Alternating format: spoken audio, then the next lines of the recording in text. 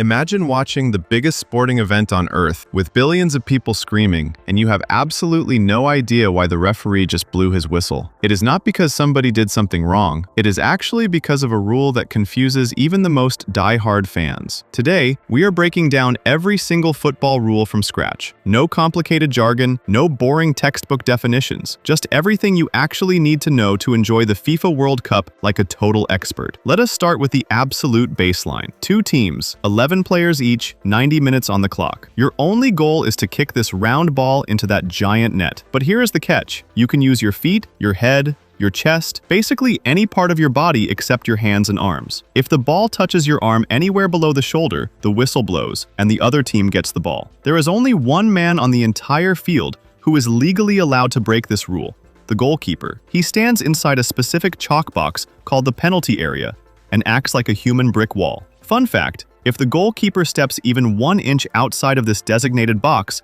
and touches the ball with his hand, he gets punished just like any other player. He is not a king. He is just a guard with boundaries. Now, how does a game actually start? It begins with a kickoff right in the dead center of the field. One team kicks the ball forward, and the war is officially on. But what happens when the ball goes out of bounds? If it flies over the long sidelines, it is dead. To restart play, a player must literally throw the ball back in, using both hands from directly over their head. This is the only time an outfield player is forced to use their hands. If they lift 1 foot off the ground while throwing, or throw it sideways like a baseball, it is an illegal throw, and the ball goes straight to the opponent. What if the ball goes past the short lines at the ends of the field, right next to the goals? This is where things get interesting. It depends entirely on who touched it last. If the attacking team kicks it out, it is a goal kick. The goalkeeper just places the ball on the ground and launches it back into the universe. But if the defending team accidentally knocks it out over their own line, the attacking team gets a massive reward called a corner kick. They place the ball in the exact corner of the field and cross it into a crowded, chaotic mess right in front of the net.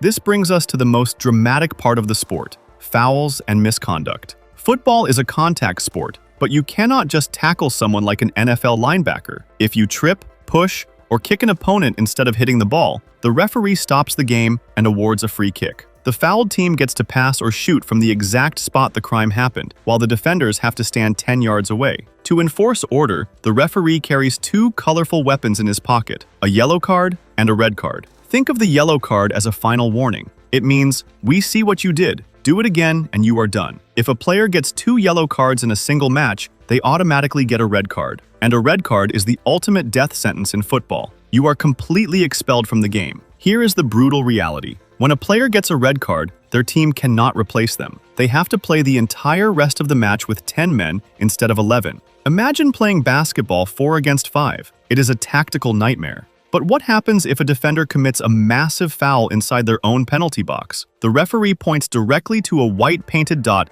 exactly 12 yards from the goal. This is the penalty kick. It is a psychological duel. Just the shooter, the goalkeeper, and a wide open net. Statistically, about 75% of penalties end up as goals, making it the highest stress moment in sports. Now let us tackle the final boss of football rules. The one rule that makes casual viewers turn off the TV in absolute confusion: the offside rule. It sounds terrifying, but it is actually simple. The rule exists to stop cherry picking. Without it, an attacker could just stand right next to the opponent's goal all day, wait for a long pass, and score an incredibly cheap goal. That would make the game completely unwatchable. To prevent this, the rule states that an attacker cannot be closer to the opponent's goal line than the last defending player when the ball is kicked to them. You must stay level with the defense until the pass is thrown. Think of it like a race. You cannot cross the starting line before the green light flashes. The moment your teammate strikes the ball, you can blast past the defenders all you want, but not a microsecond before. If your shoulder or foot is even an inch past that invisible defensive line the exact moment the ball leaves your teammate's foot,